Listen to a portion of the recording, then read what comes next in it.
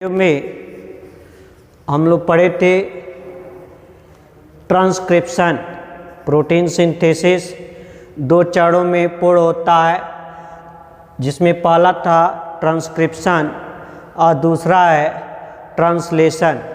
तो कल हम लोगों ने ट्रांसक्रिप्शन पढ़ा, जिसमें पढ़ा था कि कैसे जो है डीएनए से मैसेंजर आरएनए का निर्माण होता है, इसे हम ट्रांसक्रिप्शन कहते हैं। इस पहले पार्ट को कल हम लोगों ने पढ़ा था, थोड़ा सा टेक्निकल गड़बड़ी के कारण दूसरा पार्ट हम लोग नहीं पढ़ सके थे। आज दूसरा पार्ट उसका है ट्रांसलेशन, अनुवादन, या इसे हम कहते हैं भाषांतरण, अर्थात भाषा का स्थानांतरण।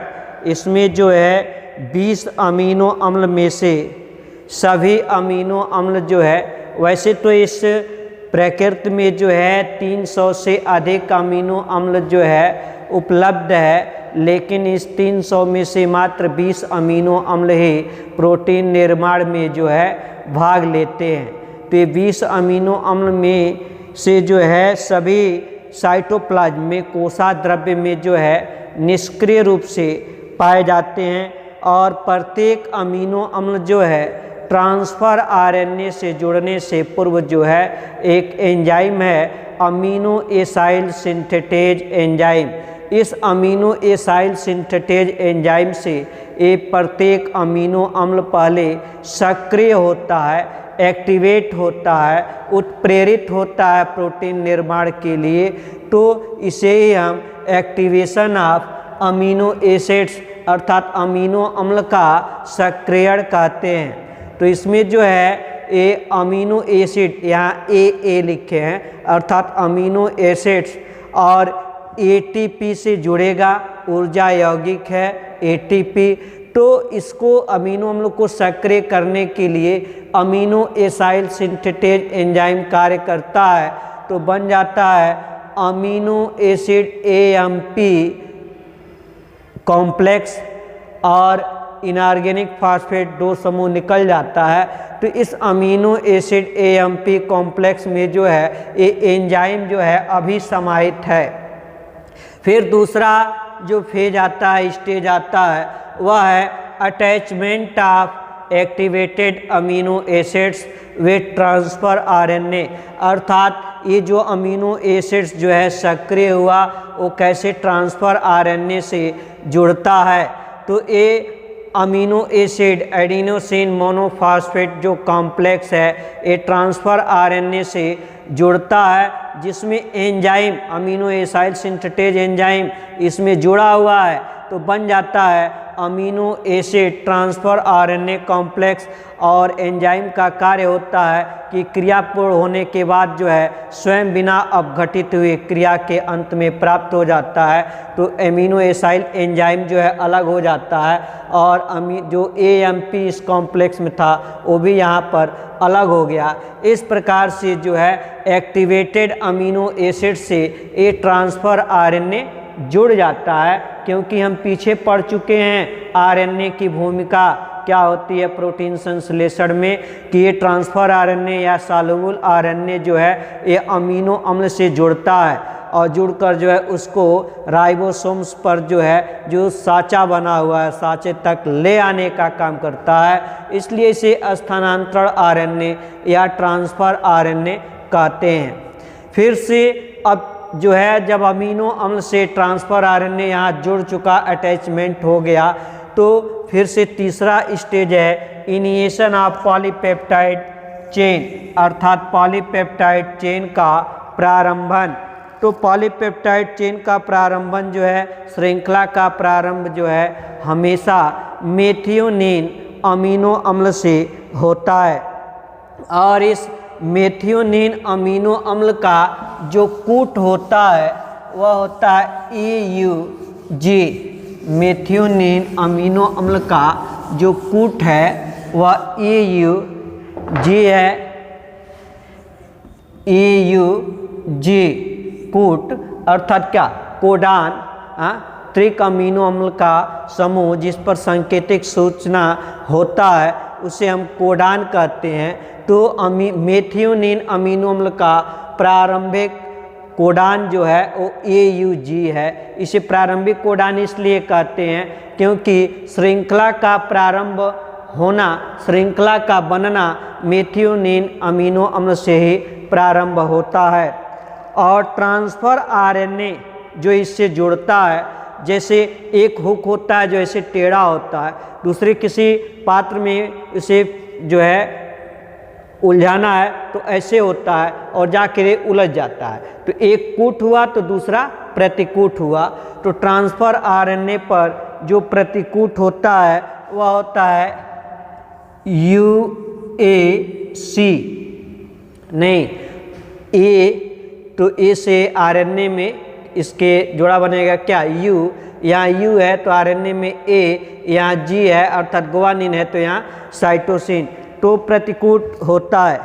और राइबोसोम पर जो है 2 स्थल होते हैं जिनको सांकेतिक रूप से जो है हम P और E से डिनोट करते हैं, जो राइबोसोम्स नामक कोशिकांग पर जो है पाए जाते हैं। प्रथम मैसेंजर RNA का कोडान जो है P स्थल से जुड़ जाता है और मेथियोनाइल ट्रांसफर RNA बनाता है, जिस पर इस ट्रांसफर RNA पर प्रतिकूट क्या है, UAC है। तो प्रथम स्थान पर ये P स्थान पर जो है मैसेंजर RNA ट्रांसफर RNA से जुड़कर मेथियोनाइल ट्रांसफर RNA कॉम्प्लेक्स बनाता है और आकर जो है मैसेंजर RNA पर उपस्थित जो कोड होता है AUG से जुड़ जाता है। और इस प्रक्रिया के लिए जो है GTP guanosine triphosphate, GTP guanosine triphosphate और IF1,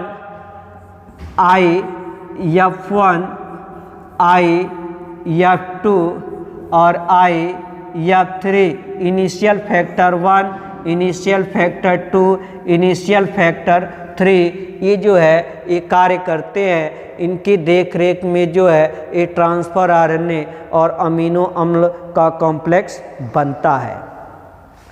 फिर है चौथा स्टेज है formation and elongation of polypeptide chain, कि पॉलीपेप्टाइड चेन का कैसे निर्माण होता है, इनका दीर्घीकरण कैसे होता है। तो हम लोग पीछे भी पढ़े हैं बायोलॉजिकल मॉलिक्यूल्स में कि एक अमीनो अम्ल दूसरे अमीनो अम्ल से अर्थात अपने अगले अमीनो अम्ल से पेप्टाइड बॉन्ड के द्वारा जुड़ता है।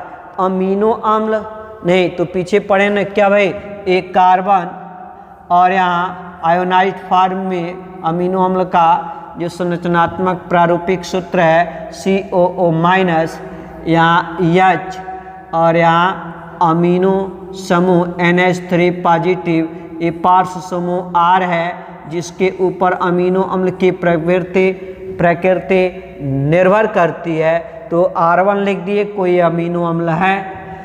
दूसरा अमीनो अम्ल है जैसे C और यहाँ H, यहाँ कार्बोक्सिलिक समूह आयोनाइज्ड फॉर्म में लिख रहे हैं और यहाँ NH3 पॉजिटिव अमीनो समूह और यहाँ R2 कर दे रहा है। अर्थात एक अमीनो अम्ल अगले अमीनो अम्ल से जुड़ता है, तो एक पहले अमीनो अम्ल का कार्बोक्सिलिक समूह अगले अमीनो अम्ल के अमीनो समूह से जुड़ता है, तो इससे जो है 2 अमीनो अम्ल की श्रृंखला बन जाती है। 2 अमीनो अम्ल की श्रृंखला यहाँ पर देखिए, 2 अमीनो अम्ल की श्रृंखला जो है किस प्रकार से तैयार होती है। तो यहीं हम लिख दे रहा है नीचे ऐसे कि यहाँ C H NH3 पॉजिटिव या R1, यहाँ से ऑक्सीजन का 1 परमाणु और यहाँ अमीनो समूह से हाइड्रोजन का 2 परमाणु H2O जल निकल जाता है, तो यहाँ बच जाएगा C, 1 ऑक्सीजन का परमाणु तो double bond O double bond O, यहाँ बचा N और एक हाइड्रोजन परमाणु बच गया ऐसे। फिर से जो है C और H COO माइनस यहाँ R2 पार्श्व समूह है जो कि अमीनो अम्ल की प्रवृत्ति जिस पर निर्भर करती है। तो ये जो बांड बन रहा है इस बांड को ही हम पेप्टाइड बांड कहते हैं। और इस क्रिया में क्या जल का एक अणु निकलता है, इसलिए इसे निर्जलीकरण संघनन अभिक्रिया भी कहते हैं। तो यहाँ पर दो अमीनो अम्ल आपस में जुड़ गया नहीं, फिर से तीसरा अमीनो अम्ल यहाँ आपस में जुड़ जाएगा ऐसे, जैसे CHCOO माइनस या NH3 पॉजिटिव या R3 कर दे रहा है, जिसके कारण जो है भिन्नता होती है अमीनो अम्ल में। तो यहाँ फिर से पेप्टाइड बांड के द्वारा जुड़ेगा। हम आपको यही पर बता दे रहे हैं कि जैसे यहाँ एक डबल बॉन्ड O ऑक्सीजन हो गया और यहाँ से एक ऑक्सीजन परमाणु और दो हाइड्रोजन का परमाणु नहीं, तो एक हाइड्रोजन परमाणु बचा। तो ये जो है पेप्टाइड बॉन्ड यहाँ पर भी बन गया और यहाँ से भी क्या जल का एक अणु निकला। तो इस प्रकार से यहाँ 3 अमीनो अम्ल बन गया। ऐसे एक एक अमीनो अम्ल पेप्टाइड बॉन्ड के द्वारा जुड़ता जाता है और एक लंबी श्रृंखला का निर्माण हो जाता है। फिर से जो अगला चरण आता है वह है टर्मिनेशन ऑफ पॉलीपेप्टाइड चेन, अर्थात पॉलीपेप्टाइड श्रृंखला का समापन। यदि समापन न हो तो ये अनियंत्रित रूप से यदि श्रृंखला बनता जाए तो भी जो है हानिकारक ही होगा। जब इनका नियंत्रण नहीं होगा तो जब पॉलीपेप्टाइड श्रृंखला पूर्ण हो जाती है तो मैसेंजर आरएनए के अंत में जो है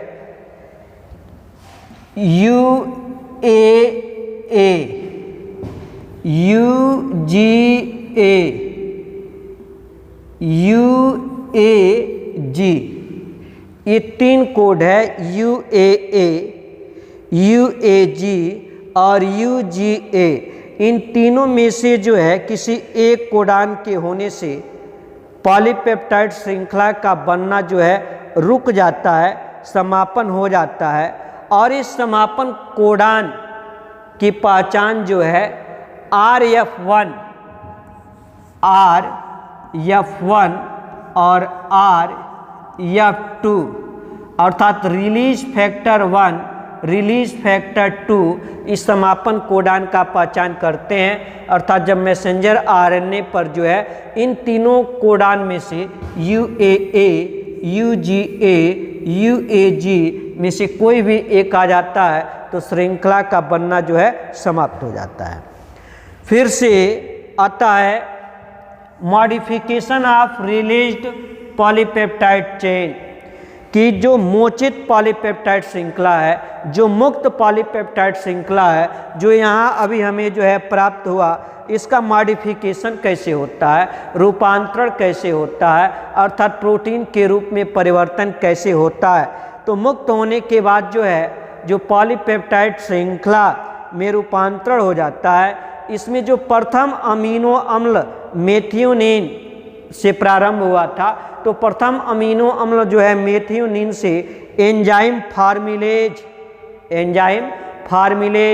फार्मिल समूह से पृथक करता है और अंत में पॉलीपेप्टाइड श्रृंखला जो है अकेले ही अन्य श्रृंखला के साथ कुंडलित होकर द्वितीयक, तृतीयक, चतुर्थक प्रोटीन की संरचना का निर्माण करता है। जो पॉलीपेप्टाइड श्रृंखला होता है वो प्रोटीन की प्राथमिक संरचना होती है और जब फार्मिलेज एंजाइम जो है इसके फार्मिल समूह से इसको पृथक कर देता है तो ये अन्य श्रृंखलाओं के साथ कुंडलित होकर और प्रोटीन की द्वितीयक, तृतीयक, चतुर्थक संरचना बना लेती हैं। अर्थात पूर्ण रूप से ये अमीनो अम्ल जो है प्रोटीन के रूप में परिवर्तित हो जाती है, अर्थात इनका रूपांतरण हो जाता है। तो इस प्रकार से प्रोटीन सिंथेसिस में 2 मुख्य चरण रहे, एक ट्रांसक्रिप्शन और दूसरा ट्रांसलेशन। ट्रांसक्रिप्शन पिछले वीडियो में हम लोगों ने पढ़ा था, और आज ये ट्रांसलेशन अनुवादन रहा। ठीक है।